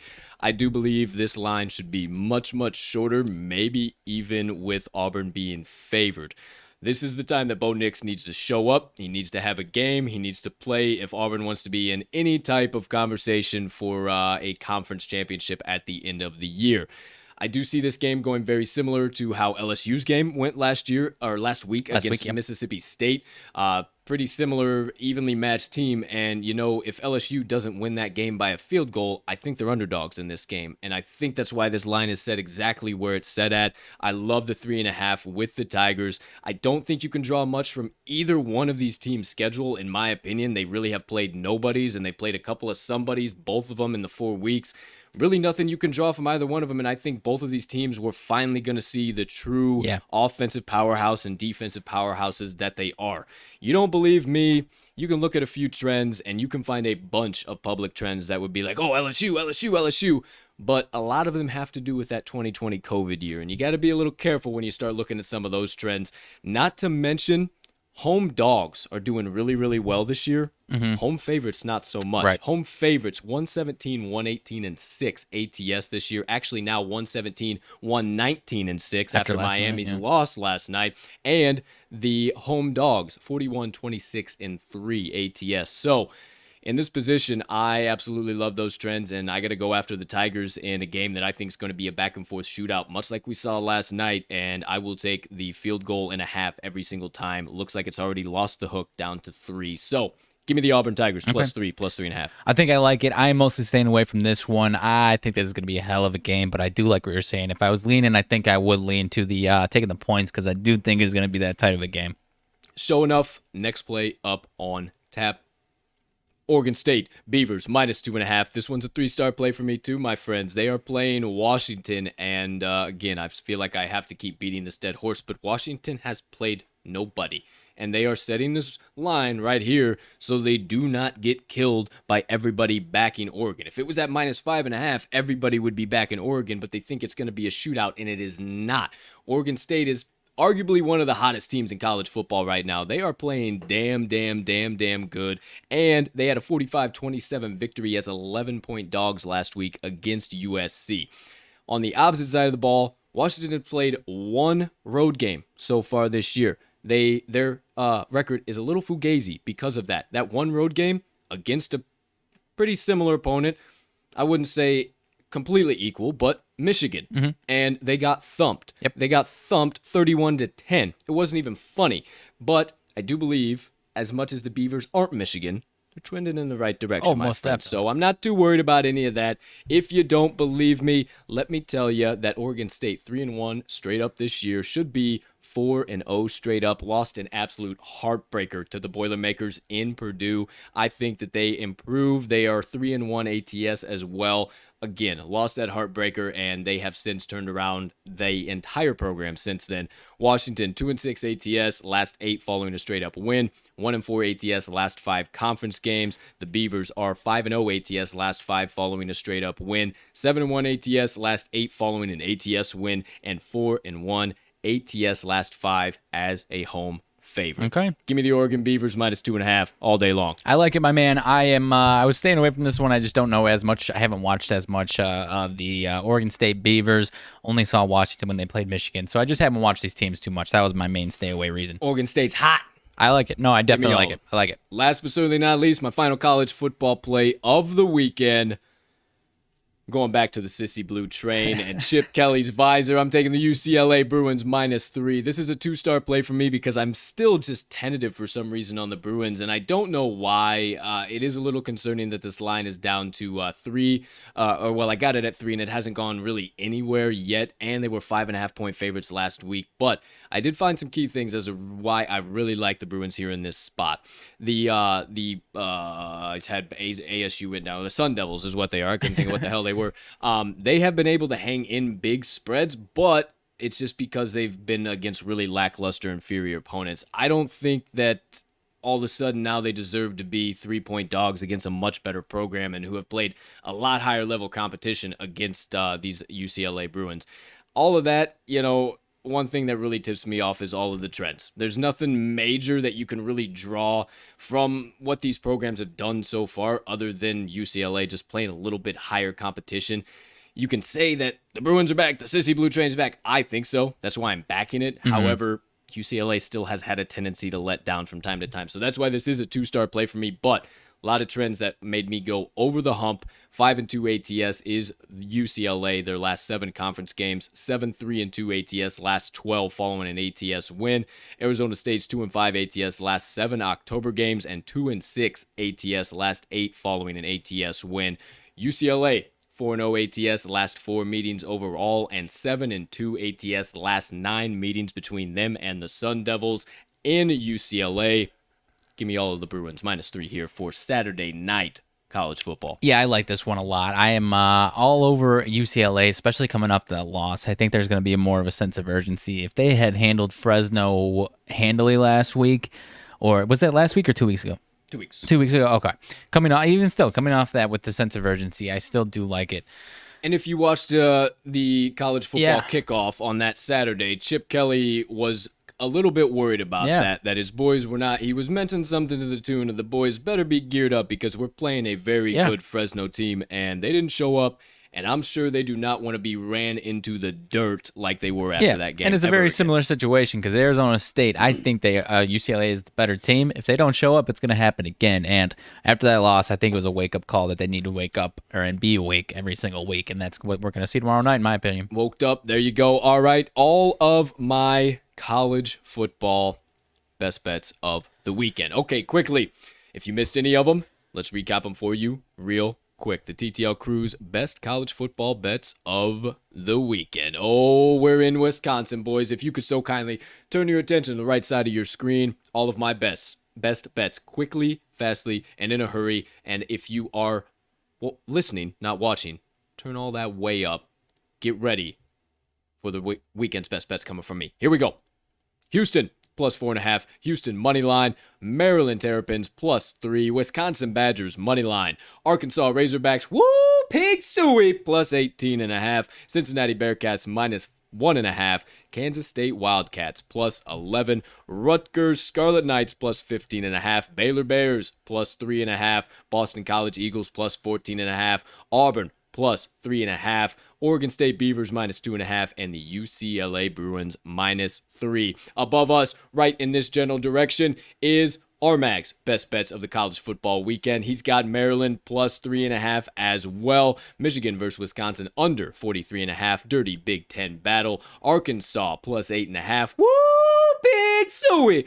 Texas horns up -5. Mizzou -3. Cincy as well with me -1.5. FSU Gold Knolls -4.5. Bama Roll Tide -14 or 14.5. He did by the extra hook. UAB -1.5. And last but not least, rounding out our college football card of the weekend, Indiana Hoosiers versus Penn State Nittany Lions under 53.5. Yes, sir. Lock them in, hammer them home, sprinkle a little bit of dough down, whatever you need to say. Just make sure you get this weekend's TTL Crew best bets of the day in at whatever the current best line is on your favorite sports book. All right. Holy cannoli, my friend. Let me take that away. There you go. There you have it. All right. NFL to get through. You know how it is. You know the drill. So let's get right after it. Let's get right to it. Without further ado, my friends, back into RMags best NFL bets of the weekend. We knock out all college and NFL in one shot here, so switch your gears, get your extra sip of coffee, get ready for NFL, and partner, once again, you have the floor. Alrighty, I appreciate it. So this first one is kicking off the Sunday afternoon at a noon Central Standard Time kickoff. We are going to the AFC, and we are going to the state of Florida for the Colts versus the Dolphins. We are taking the Dolphins -2. At least I caught them at -2. Partner caught them at a little different line. -1.5. Yes, sir. Dolphins 12-2 ATS, last 14 games after a straight-up loss. They are one of the best bounce-back teams in the entire league. All 14 of those games are under Brian Flores. Yes, sir. And so I do believe we are going to see that here today. The defense should look very, very solid against this Colts offense that has been leaving a little bit to be desired, if I do say so the least here. I think it's going to be a scrappy, grinded-out game, and I think the Dolphins are going to edge them out here at the end. Back in the Dolphins in that home field advantage. Colts having to travel down to the old human mucky swamp there in Miami. 85 degrees and 84% humidity at game time. Oh, love it. The Colts are going to have some desperation in this one. They don't want to go 0-4, but These Dolphins don't want to go 1-3. They're going to have as much, if not more. I think their quarterback play, once again, I think it's Brissett. I don't even care. It doesn't matter. Brissett to it doesn't matter to me. I think they're both going to do whatever they need to do to get this win. And like I said, I'm really backing the Dolphins defense more than anything in this one. Two things. Injuries on the Colts, namely Carson Wentz. He's still not 100%. I don't care what you want to say. I don't care if he is 100%. And number two, what you just mentioned, Miami defense. They are extremely scary when they can generate pressure. And without Quentin Nelson, that banged up offensive line is going to have a hell of a time stopping that pressure. And Carson Wentz is going to be stick leg walking all around that pocket and getting blown up all game long. He is going to be extremely tired by the second half, and then all that humidity, all that heat is going to play into it, and the Dolphins will eventually pull away. Now, you mentioned that they were 12-2 ATS following a loss under Brian Flores. Well, little did you know that they are 11-6 ATS as a home team under B-Flow, and 3-0 ATS as a home favorite under B-Flow. Right. Under Frank Reich, the Blue Horseshoe old head coach over there. Sure. They are 2-5-1 ATS last 8 as an underdog under him, 1-3-1 ATS their last 5 as a road dog, and 1-5 ATS last 6 week 4 games under Frank Reich. Proof's in the pudding, my friends. I don't know what else you need me to tell you other than Miami 6-1 ATS their last 7 home games and 5-1 ATS last 6 in October. But we're hammering it in because it's in Miami. It's going to be hot and humid, and old Carson Wentz is going to be sweating. Give us the Fins, -1.5. Partner, if you could be so kind. That's for number 2. Alrighty, number 2. Not sure if this is coming to a surprise as many people or not, but we are going on the Vikings and Browns game in Minnesota. We're taking the Vikings. Skol Vikings. I hate that I said that out loud. But we are taking them as a betting perspective, and we can say Skol, but we are taking the Vikings plus 2.5. Mike Zimmer, we mentioned it last week. Mike Zimmer as a home dog, at home in general, but also as a home dog, is an absolute monster. This Vikings defense, actually, this Vikings team, I should say, on offense and defense, has enough firepower to hang with anybody. They have enough to hang with anybody and win this game outright. I do think they win this game outright. Kirk Cousins is in one of his yearly 3-4 week blazing hot streaks. I think that continues here today. We mentioned it earlier in the week. A lot of people are going to be buying into what the Browns did defensively against your Bears, but you already mentioned it, partner. Go ahead. Overreaction. I'm not buying it against my Bears. No. Not a chance, not in hell. May I remind you, I will grab that baton and start running, my friend. May I remind you that the defense couldn't believe what my Bears were doing, so they kept running the exact same fucking scheme, and we just let them keep destroying fucking Justin Fields. Get me off of that soapbox before I go down that rabbit hole in a flash of a heartbeat. I will tell you, though, they had to battle back those Brownies against the Houston Texans. Not very well, not very good at all, even with Tyrod Covers, who's now no longer in the starting role because he's hurt. All that being said, they let Kansas City, who were quickly learning that might be a little bit fugazi and kingdoms crumble, my friend, they let them come all the way back in the fourth quarter and win the damn game outright. And also, may I remind you that I've been beating this Viking scrappy team mojo, if you will, since we started the NFL season. This is the team that they are. They lost a 27-24 OT thriller to the Bengals. You can see now, too, that is going to be the Bengals team as well after last night's game. Most definitely. But they had a 34-33 loss to the Arizona Cardinals off of a missed fucking field goal by a rookie kicker, and they won pretty convincingly against the Seattle Seahawks 30-17 as 2.5-point dogs at home. The exact same damn line. You're giving it to me again. You are going to set the public up that beautifully again, Books. Thank you so much. We will dish that out every day of the week, and I'm going to put some on the money line as well, but I'll take the 2.5. Yes. One thing you did mention, my friend, Mike Zimmer, being absolutely terrific at home, as a home dog, everything in between. You didn't think I would come to this show without those damn trends written down, did you? Oh, well, I'm just so glad you asked. Minnesota, 36, 22-1 ATS as a home team under Zimmer. That is since 2014. 31-19 ATS as an underdog under Zimmer, and 10-3 ATS with last week's cover and win as a home dog under Zimmer. In their last 26, they have been completely profitable as a home underdog. 19-6-1 ATS. Last but certainly not least, before we rip it in, the Cleveland Browns. 5-8 ATS as a favorite under Kevin Stefanski, 1-3 ATS as an away favorite under Stefanski, and in their last 8 overall as an away favorite, not profitable at all, 1-7 ATS. Da-na-na, da-na-na.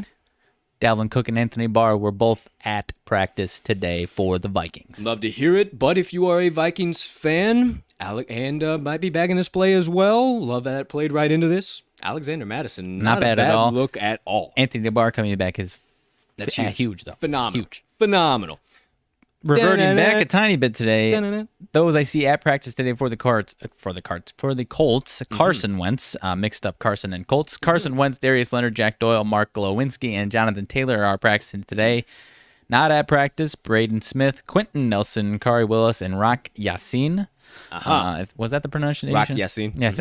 So that's it. Hey, you got it. Good shit. Last but certainly not least, Cleveland 3-7 ATS, last 10 as a favorite, and 2-5 ATS, last 7 following an ATS win. It's Love an it. overreaction. Love it. It's a trap. It's a setup. Take the Minnesota Vikings plus 2.5 per the TTL crew. Partner, let them have number 3. Alrighty, number 3, we are going to a big ol' NFC West showdown. Actually, we got a couple NFC West showdowns on the card today. We have the Seattle Seahawks catching 3 points, at least what we caught it at. I'm not quite sure exactly where it is right now, but we are taking the Seattle Seahawks plus the points. I do believe it is still right at 3. Believe it or not, the Seattle Seahawks have absolutely owned the 49ers in their last 14 games. 12-2 straight up since 2014 are the Seahawks against these 49ers. Vast majority of those are with Shanahan, and all of that is with Pete Carroll. All of that is Russell Wilson. Seahawks have the higher level of desperation. It is a must-win game for them. The Niners are obviously going to have some urgency, but it's not quite that must-win. If the Seahawks fall to 1-3, they are going to be in too big of a hole in this division here. 49ers rush attack, we mentioned it for last week's game. Afterwards, it's discombobulated and ineffective right now, the way it's shaken out with their health and their eligibility. Jimmy G also, he can make some plays sometimes, but he just isn't making plays consistently enough, and Russell Wilson is going to make the plays into Sunday's game. I think the Seahawks are going to be playing complementary football. I probably will be sprinkling some money line on this one as well. I really like the Seahawks team with a little bit of desperation here, partner. Yeah, I like their money line as well, but on my best bet as well of the weekend is Seahawks plus 3. I want to revert back quickly to something the sportsbook consigliere said to us on episode number 4 of the Wise Words podcast, the legendary Dave Sharp, and this is the exact same line. Well, it was a 3.5 that your Packers had against the 49ers at home. The exact same thing. And, you know, the books got absolutely murdered. They had a 5-1 ticket count, and he was telling us every bookmaker in Las Vegas was crying the next morning because they wouldn't shift the line. Right. Well, now they shifted the line to 3, thinking that moving that hook was going to be something great. Well, everybody has continued to smash 3. I got it before it dropped to 2.5, and then it's back up consistently to 3. I believe if the books do not drop it down to 2.5, they are going to get absolutely murdered again. They need to do it quick, fast, and in a hurry so they can get a little bit of action on the 49ers at 2.5 at below the 3, because the Seahawks are taking care of business here. The Seahawks are winning this game outright. There's no question, but they need the public to back Shanahan's 49ers, and they need to drop that down to 2.5. If you ask me, It's the same story. who am I? It's the same exact story, but who am I? I think they're going to be crying, getting beat over the head with about a 7-1 ticket count this time around. Not to mention, maybe I'm homering out here, but the Packers should have won by more than the 2 points there. They were up 10-0 going into half, or about to be going into half before a special teams touchdown. It shouldn't have been as close as it was. That's You're all I'm homering saying. out. I don't Either think way, I am. Seattle 4-1 ATS last 5 week 4 games. Seattle 11-4 ATS last 15 as a dog. They are also 9-3 ATS last 12 as a road dog. You mentioned that Seattle absolutely owns these contests. 13-5-1 ATS last 19 meetings with the San Francisco 49ers, regardless of location, regardless of date, regardless of time. The Seattle Seahawks get it done. Oh my gosh. I forgot he's to got mention one final stat to lay down for the Seahawks. Not even a stat. George Kittle's status is actually questionable for this game. Oh, that is correct. If he's out, So, then it's even more so a yeah, hammer. that's a wrap and a half. So take Seattle +3. 3-star play from me, my friends. You'll see it on the Action app. Partner, if you'd be so kind, number 4. I mentioned we've got another NFC West matchup on the card. This is my last one from me. We're going to the Cardinals and Rams, and we are going to the Cardinals. Depending on where you caught it at, believe it is still at +4.5. I caught it at +4.5. This is going to be an unbelievable offensive shootout the way I see it here. Rams defense has not been quite as effective as it may seem to you. Their offense has been, and their defense certainly hasn't been bad, but it hasn't been world beaters, kind of like we saw last week. Pass defense has been honestly kind of mediocre, and I think this should end in a field goal game with the Cardinals passing all over the Rams. Would not surprise me if the Cardinals found a way to win this game, but I do believe they are going to keep it within a field goal. The Rams, I mean, you go through it. Obviously, they have the win over the Bucks. I mean, honestly, say it, partner, the old big old O word from last week. Overreaction. Because coming off of that win, everyone thinks the Rams are the best team in the league. They should handle this no problem. They've just got great matchups against the Bucks. I'm not saying they might not be the best team in the league, but they just have great matchups against the Bucks. Didn't win uber convincingly against your Bears or the Colts. I mean, it was a 20-point game against the Bears, but really wasn't that much of a blowout when you really put it under a microscope. So I think the Cardinals' passing offense is going to have more than enough success to keep this one close. I agree. Overreaction was big and bold right there in my notes. Great. If you do see, original line opened up at 6 points and was a severe overreaction because it dropped down so hard to 4.5 that the books couldn't even collect their asses in their hands before it happened. Down to 4. So much sharp money came blowing in on that spread. They said, holy fuck, we have fucked up, and they had to drop it down to 4.5. Now, the average John Q sample public bettor is going to not make any stock of that line movement. You need to, because it dropping all the way down to 4.5 means some serious things. Now, I have another 4.5 play that I absolutely love that is to drop down to 4, my friend. But we love this 4.5 because it's been a key number for dogs, and actually dogs to win outright on the road or at home. It doesn't matter. I don't know if I'm going to slide all the way there because I love the Rams and I just don't want to back as far as the money line? Yes. I'm staying away from but that. I absolutely love the 4.5. They keep this well within a field goal. I see this happening kind of as the Bills and Cardinals game. D-Hop jumping up, Nuke at the end of the game, getting the grab. I kind of see that's how this thing's shaking out. And I know that the Cardinals really haven't played anybody, but they have absolutely hammered down. I mean, I guess you could say that I would say nobody with Tennessee, with them being on their defense and them at home. We absolutely hammered the Cardinals in that spot. That was before the Tennessee Titans really found themselves. And then Minnesota, too, that was just kind of a back-and-forth battle, obviously, lost there. But then Jacksonville, they said, okay, we need to hammer down. We need to stop playing around with teams. So I love that, and I do not believe that and you should believe me more than anything because I was running to the window, beating the Rams hammer drum, whatever you want to say, last week, and now I'm going against them. It's just because of the line. It's just smart value, and me and my partner are both taking the Cardinals plus 4.5 because they're 12-5. 12-5-2 ATS last 19 as a road team, 9-3 ATS last 14 as a road dog, and 8-2 ATS last 10 games in October. Give me all of this. It's a trend snapper for the Cards. They are a completely new team, and if you look, they haven't had much success in recent times against the Rams. Huge trend snapper game for me and for my partner nodding his head. Cardinals plus 4.5. All right, my friends. There you go. There you have it. RMags best NFL bets of the weekend. I have 2 more to give to you. 2 more. So quickly. Over to my best bets of the day, and let's take a gander here. We are going back to that aforementioned other 4.5 underdog, and my partner has been giving me looks all week, and I think I finally got him to side on over to my boy. So I'm making this a 2.5 star play, not full 3, not full 2. You do raise legitimate concerns on the game between the Carolina Panthers and the Dallas Cowboys that the Panthers do have some significant injuries. One being Christian McCaffrey, one being electric rookie cornerback J.C. Horn. Now, That offense is much more than Christian McCaffrey, even though he is a big part of it. And that defense is much more than J.C. Horn. They're not number one in total yards against the rush and against the pass in the NFL just because of J.C. Horn. I can assure you of that. So that defense is going to remain fine. They're going to be in a shootout, but they're going to do just enough to keep this game tight, get some key stops when they need to. Everybody's jumping off the ship on the Panthers defense because they get one key injury. They're still okay, my friends.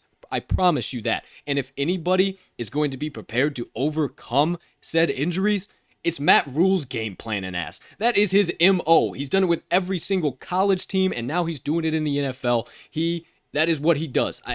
Nobody hardly does it better than Matt Rule. I absolutely love it. Now, again, OVERREACTION, the Dallas Cowboys at plus 4.5 is the biggest, minus 4.5 is the biggest fucking overreaction I've seen in my life. It was at -5, and it's already dropped down to -4. I'll talk about that in just a second, but they don't beat the Eagles like that last week. This line is not a favored line. They, technically, should have lost by 2 touchdowns to the Los Angeles Chargers. If they do not pull dumb-ass, bonehead penalties in the red zone, the Chargers walk away from that game in SoFi up 2 touchdowns with a win. No doubt in my mind. And Tampa Bay dealt with severe injuries in week 1, and Dak targeted their fucking weak links all game long. After the injuries, that's what happened. You can go back and watch the tape. That is what happened. This team is healthy on defense. They only are battling one key injury. Just relax. Everybody buy into this defense. I promise you they are going to keep this in here. Now, I mentioned that it opened at 5, and now it's down to 4. Don't you think this line should have absolutely exploded after that Monday night domination over the Philadelphia Eagles? Why would it go back down in the opposite direction and lose a hook in the wrong way, go to 4.5? And now, after the sharp bettors are starting to wake up, it's now down to 4 on some books. It's 4.5 still in some places, but I believe it goes down to 4 by game time, and I just might be sprinkling on the money line as this one as well. Maybe not as crazy because we talked about it before the game. Dallas gets this win, and I'll stick firm to this, and you're a Dallas fan, you can hate me all you want, but they're going to win this game by a point, 2 points, something insane, something bananas. We're going to get this covered. Monday on every media outlet, the Cowboys are going to be going to the Super Bowl and be Super Bowl 56 champions. And then following week 5, the sky is going to be falling in every which other direction, and it is not going to be the same tune. This is their last opportunity. I promise you. You can put my word on that. I do not think that the Cowboys are the Cowboys. All that being said, trends that back my thoughts up. Carolina, 8-0 ATS last 8 road games, 9-2 ATS last 11 as a dog, 6-0 ATS last 6 as a road underdog. They're also 8-2 ATS last 10 games in week 4. They're 7-3 ATS last 10 games in October. The Star, 23-47 ATS last 70 as a home favorite, my friend. 2-5 ATS last 7 following a straight-up win. Can you say letdown team? 2-7 ATS last 9 as a favorite, and 0-4 ATS respectively in their last 4 week 4 games and last 4 games in October. Dallas is also, key kicker, listen up, 1-6 ATS their last 7 games on a Sunday following a Monday night football game. Give me all of the Carolina Panthers +4, +4.5. I got it at 4.5 with the hook. I absolutely love it, and just might by game time have a little money line sprinkle. Okay, my man. I okay as in good analysis. Not okay as in I'm siding with you. I'm not opposing you by any means here because I love everything you're saying. I just I'm gonna have to sit it out and enjoy it from a fan perspective. I'll root it on for you, and I'll happily eat the "I told you so's" if the Carolina Panthers cover. I have no concerns about that. You can do all that you want. I'll happily root it on for you from the sidelines. I will be beating it because I can see a few people dipped on out of the stream when I officially made the Panthers +4.5 a best bet. Hey, call me crazy now. Feel free to quote me later, bitch. I'll take it to my grave, put it on my tombstone. Last but not least, my final play of the weekend, my friends. The Denver Broncos money line. This is a 3-star play from me. Now, Colt, if you're so confident, why aren't you taking the spread? Why aren't you doing that? Because there is way more value on the money line, and I will explain in the following. Please raise your hand once again if you have heard How in the world can the Baltimore Ravens be underdogs on the road to the Broncos? The Broncos are so fugazi, they've played nobody. I have counter arguments for it all, my friends. Let me tell you that this is exactly where the line should be, and they have you in the palm of your hands, their hands, just like they did last week with the Tampa Bay Buccaneers and the LA Rams. They opened up, them being the Ravens, as +1 favorites, and now they've flipped to +1 dogs. Now they flip to -1 favorites. But if you look at the money line, the books won't dare put the Broncos as a plus money parlay because they do not want to get absolutely obliterated on all the sharp bettors that are smartly taking that money line right now. This Broncos team is going to be in a perfect position to win. Now, let's look at the Ravens. They're 2-1, but 27-33 loss to the Raiders in overtime. 36-35 win over Kansas City in a bananas primetime game. And 19-17 over the Detroit Lions on a fucking 66-yard doink. Let's be realist here. Let's be honest. Let's be truthful. How they are actually 2-1s, my friends. Please, be honest with yourself. And now, let's look at the Broncos. Sure, they've played the Jets. They've played the Jags. They have played the Giants. But much unlike their counterparts on the opposite side of the field playing inferior opponents, they have dog-walked their inferior opponents. They beat the Jets last week 26-0, 23-13 against Jacksonville, and 27-13 against the Giants. This is going to be a shootout. This is going to be a battle at the beginning. I'm not saying it's not going to be. That's why it's a doggone pick'em. But it's going to be a war of attrition and a defensive battle. And in all of those times, those moments, when those things line up, you have to take the home team that also has the elevation advantage. I do believe the Baltimore Ravens end up being tired as all get out by the time the second half rolls around. And Denver's offense is going to keep bringing the heat because they will be more than cardio ready at Mile High Stadium. Second in total yards, Broncos defense. Third against the pass and second against the rush. They only build on those numbers. Let me remind you that even though I'm not taking the number, I just like the value better on the money line. My friends, it is at -104. They will not, the books, they will not let this thing go 2+ money. They do not want to get killed. I will tell you one more time, they are now +1 on the spread, -104 on the money line. They do not want to get killed on the Broncos. Please, not for me, for you. Hammer in the Denver Broncos money line, but there are some key trends. 3-1 straight up last 4 meetings between these two teams in Denver. The one loss was a 38-35 overtime loss in some bananas absolute stuff. I do not see them, if that is where it goes, I see the Broncos edging it out and getting the last second win. I do believe as well that the public is all over the Baltimore Ravens. I've already talked about it. They are seen 78% of bets, 86% of actual money wagered, and not to mention Baltimore 9-25-1 ATS last 35 October games, 1-4-1 ATS last 6 games in week 4, and Denver 8-2 ATS last 10 games in October and 10-4 ATS last 14 versus the AFC. This line's all wrong. It's an overreaction. I'm telling you again, you're going to have to take your coyons and set them on the table and sack up, my friend. But I'm telling you, we'll get it to the window. So my 6th and final best bet of the weekend, Denver Broncos, money line. Alrighty, my man. I love the analysis. I'm going to sit on the sidelines for this one as well. Not that I don't like it by any means. I am more so on the fence on this one just in general, and I don't feel strongly enough one way or another, so I'm just going to sit on the sidelines, root for you. I'll eat the I told you so's if the Broncos win once again. I am more than happy to take all of that. Absolutely. Well, like I said, gonna take some coyons. This is a sharp. Both of my outside plays of RMags are a very sharp play and based off of line movement. Based off of these are complete overreactions. So believe you me, we're getting them both through the window. But hey, who am I? All that being said, that does it. My NFL best bets of the weekend. Quickly, if you missed any of them, let's recap all of the NFL best bets of the weekend. Here you go.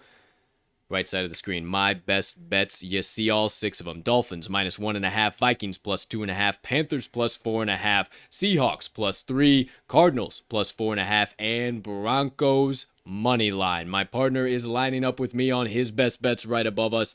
The Dolphins -2, Vikings +2.5, Seahawks +3, and Cardinals +4.5. Lock them in, hammer them home, sprinkle a little bit of dough down. Whatever you need to say, just make sure you get this weekend's NFL Week 4 best bets from the TTL crew in at whatever the current best line is on your favorite sports book. There you go. Whew. There you have it. Holy shit. Oh boy. Oh, those Friday shows, my friend. I'm telling you what, we get after it. We just dished out loads of great value there. Everything looking good. So that's about the show.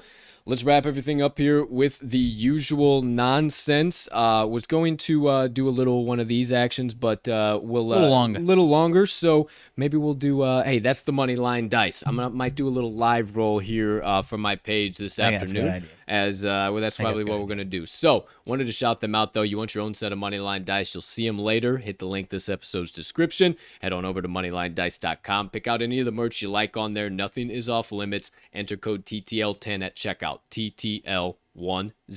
You'll get 10% off your first order at moneylinedice.com. Start rolling right alongside the crew and getting your tickets to the window with the all-knowing cubicle objects that go by the name Moneyline Dice. Thank you, Dice.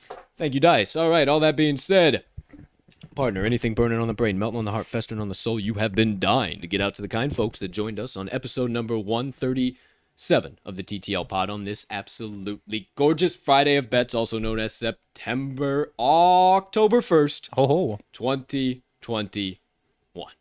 Nothing crazy, my man. On this day, little, playoff baseball's right around the corner. Yeah. On this day, 1932, the Babe Ruth, calls his shot at Wrigley Field in the World Series, Yankees-Cubs World Series at Wrigley.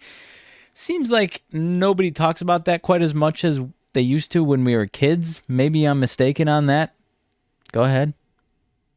This ain't really a nothing, but word on the street is University of Kentucky's quarterback Will Levis likes to drink his coffee with a few tablespoons of mayonnaise. Word on the street. We might have to double hammer Florida -8.5 this weekend. I don't know. Just scrolling through, see if I see any news, and there's your news. All right. So back to the Babe Ruth. I'm disgusted by that. No, all I was saying is it seems like that moment was talked about a lot more when we were kids. Am I mistaken by that? It seems like that was like some huge. I mean, it's still I don't huge. want to say that like the Babe's dying off, but like baseball's dying off. It's just man. Baseball's starting to. Baseball's dying we obviously off, man. still love I hate baseball, but it's becoming so regional, and you really just dive into your own teams. Unless, obviously gambling's probably bringing it back up, but as we've seen over the last month, nobody gives a shit when football comes around. All right, I know we didn't mention it. Game of the fucking weekend. Sunday Night Football. Yeah, let's talk about it. Just real quickly, Bruce Arians says Jamel Dean and Giovanni Bernard are out versus the Patriots on Sunday. If you do remember, Jamel Dean was the cornerback that came in for the other injured cornerback. Totally blanking on his name right now. Dash in his name, his last name. Murphy Bunting. Sean Murphy Bunting. Yeah, so that is huge news. That is big. I don't know what is going on with Tom's voice. Sounds like he smokes about 50 packs of cigarettes a day. I don't know what's going on. I don't care if he says he's cool. That's something. You got Gronk with some banged up ribs. And it's not just a muscle. It's not just a muscle. It's a rib. It is something severe. Yeah. Like he can't. You can't just a freak of nature. If little he's Toradol. Fuck it. Let's go. Like he might try, but he's gonna. We saw him a couple years ago when he was slowed down. I know he wants to play, but when he's not 100% and he takes another shot, like that's not good. What are the money and bet splits on the spread and money line right now? So a little bit of money and bets are coming in on the Patriots because early on in the week it was over 95% towards the Bucks on both the bet slips and the money. It's down to 88-85 in favor of the Bucks. But with those money splits, and the line is still right at -7, with those type of splits, if the Bucks were going to cover that, shouldn't that line fly? Not even just move up a little bit. It should fly up to 9. to 9-10, and it's staying right at 7. So might have to be, still keeping an eye on it, because what I said earlier in the week still is kind of my own concern with it, as far as I haven't seen enough from Mac Jones on this offense to think they can hang with them. But Bucks might just have a few too many issues coming into this game, and I don't know. I think the Pats can make it a muddy, grindy, nasty type of game here. Sure enough, I do believe so, and everyone else per BA, Bruce Arians, is going to be a game-time decision, including Gronk and JPP. Sheesh. So definitely something to think about there, boys and girls, if you are planning on running to the Bucks and, the golden boy is coming home. Like, yeah, 'cause there's no probably, scenario I'm but, hammered. like, the fucking, the books are not, they're setting this perfect. They're not just going to let that happen. Like, Right. hello, they're not going to get killed on Sunday Night Football. They're doing this perfect. And there's no part of me that's Whatever. taking the Bucks. Yeah, me neither. We'll talk about it. You might see it in our bet slips come Sunday evening. Sunday evening. Who knows? Either way, also, we were kind of banking on this as well. Not necessarily upgraded, but Antonio Gibson officially questionable. Yep. He needed a log of practice today. He got in the door, so looks like he will be good. So yeah, officially questionable to play on Sunday. Old Riverboat Ron did a little bit of context. He said, we're pretty confident, but tomorrow will be a good indicator of where he is at. So, just a little bit of something to think about. I do believe that old Antonio Gibson's going to be good. More Anything on else? George Kittle. Shanahan, will he play on against the Seahawks? I hope so. Not guaranteed. We were hoping it would heal a little more. He had some type of calf issue that was bothering him at walkthroughs yesterday. So Niners shut him down for the day. Can take decision up to kick off. Even if he ain't 100%, I like it even more. So they haven't came in officially yet this year, but as far as the Atlanta Falcons go, you have Russell Gage and Marlon Davidson out. Okay. And Curtis Samuel just got upgraded to active for the Washington football team. Okay.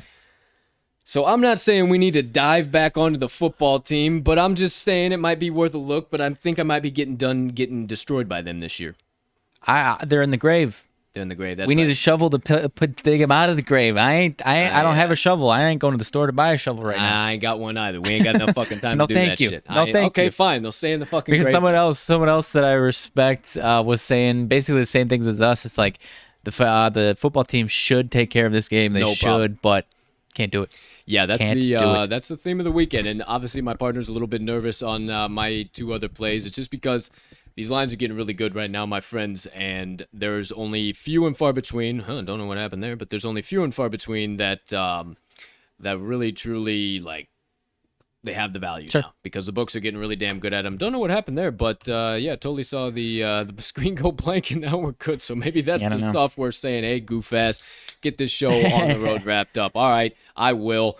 That's all we got. Any late breaking, anything else, partner? I'll get this wrapped up with some motivation minutes. Yeah, let's do it. I'm excited to talk on Monday about that Monday night game. That is a toss-up and a half, the way I see it so far. Sure enough, yeah. Make sure you hit that notification bell, the subscribe button, so you are ready for Monday's show, the entire Monday Night Football breakdown between the Chargers and the Raiders. Make sure you also do it so you never miss any of our additional content. Wise Words Podcast, episode number 4. If you haven't checked that out, go check it out. We're recording with our 5th guest now. Yes, this sir. upcoming Monday. Going to talk some golf, get some Yeah, betting baby. strategy in golf. Cannot wait for that. He is a golf expert. Yep. And is really starting to make a huge name for himself in the industry. So can't definitely. wait to talk with him.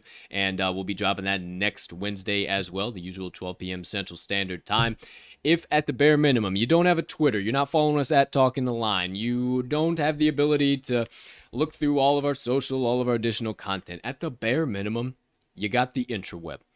Go up to your browser, type in talkingtheline.com, bookmark that bad boy. You'll always find the latest and greatest, our featured content. You'll see countdown timers when the next big sport is coming up, when the next big event for TTL is coming up. You'll see our best bets of the day. You'll see the Wise Words Pod, the TTL Pod, our blogs, all types of stuff. We have it right there, all on talkingtheline.com. So check that out. The IT department works pretty hard on that website, and they'd sure love for you to check that out. So appreciate you all there, ladies and gentlemen. Outside of that, be on the lookout for my UFC picks blog, picks, props, parlays, everything coming out tomorrow. RMags Extra Cheddar, probably Sunday morning if I was a betting man. Especially with it not being a noon game. Probably a nice Sunday 100%. morning Nice read. little Sunday morning Extra Cheddar, Yep. the Green Bay Packers props picks from my man over there.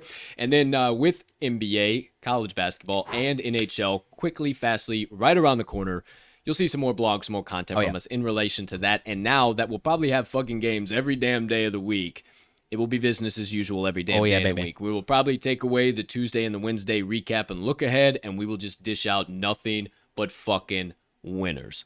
And if there's something we're over the moon about, we'll probably talk about it. No question. We'll always do that, and we'll keep it closer to the 11:30, 11 o'clock hours more, or maybe even 10:30, 11 more. The hour, probably around the hour mark. 10:30 would be stretching it. You know, we like to get a little windy, as I am right now. Yep. All that being said, let's wrap this shit up. My motivation minutes, here we go. All right, my friends. Now, I've been beating you over the head all week long about chasing your dreams, smashing through barriers, removing the chains that we all far too often like to leave locked on our lives instead of just taking the key out of our back pockets and throwing them sons of bitches off and living the life we've all imagined.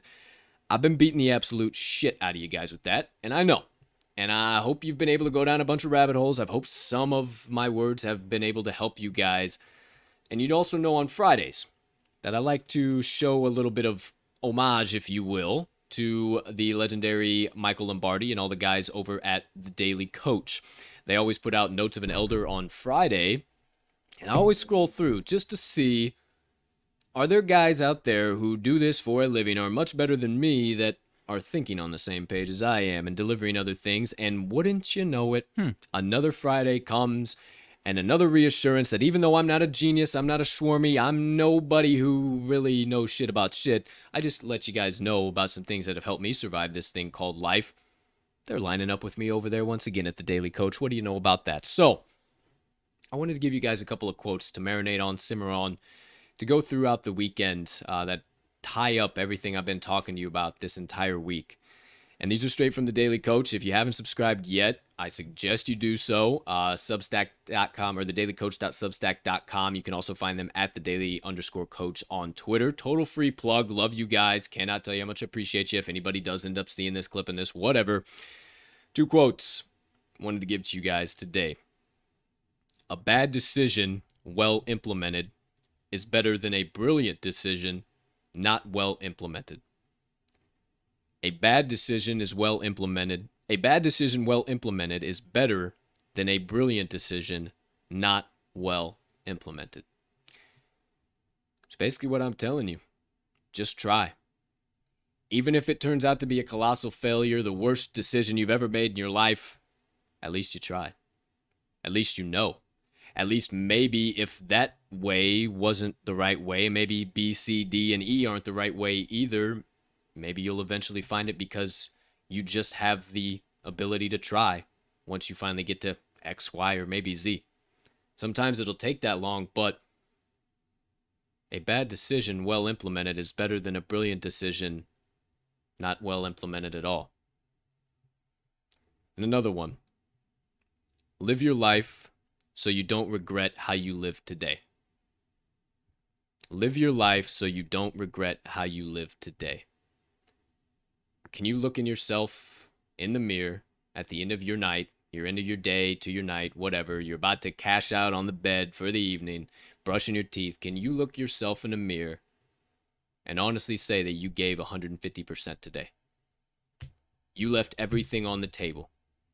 There is nothing possible left that you could have given. Can you say that? And that's not any passing judgment. That's not any total rhetorical. Not for me, not for you, as I always say. If you can't do that, my friends, maybe you got to start switching things around so you can live your life so you don't regret how you live today, whether that's from a discipline aspect, whether that's from a chasing your dreams and just trying aspect, or whatever aspect it might be from. Don't waste another day. It's too short, it's too quick. Far too often we can get stuck in the daily monotony and think that we have no ability to break out of it. Bullshit. Me and this guy right here are living proof of it. So, one more time, my friends, with the 2 quotes of the weekend for you to marinate on till I get to see you guys and drop some more knowledge on your dome pieces come Monday. A bad decision well implemented is better than a brilliant decision not well implemented at all. And live your life so you don't regret how you live today. Shout out the Daily Coach, and that does it for my motivation minutes of the day. Love it, my man. We're almost at 2 hours, so I ain't gonna put my 2 cents in too much here, but love it. Love it as always. Yeehaw, there goes the agenda. We are at 2 hours. These shows, you know how they get, my man. You know they just get a little bit wild. They get a little bit weird, but that's no big deal, man. Sometimes we just got a lot of value, a lot of stuff to dish out. So, hey, you pretty much got the next 24 hours to consume anything you missed. If you missed it at all, it's all going to be there. We promise it. I'll get it all clipped up nice and pretty, and everything's going to be on the website. You know how it goes down. But for now, my friends, we must bid you adieu. We must let you go on about your weekends as much as we hate to. We love when you come around. We appreciate every moment of it. But for now, we have to tell you goodbye, as much as we hate all of it. I'm a poet, and I didn't even know it.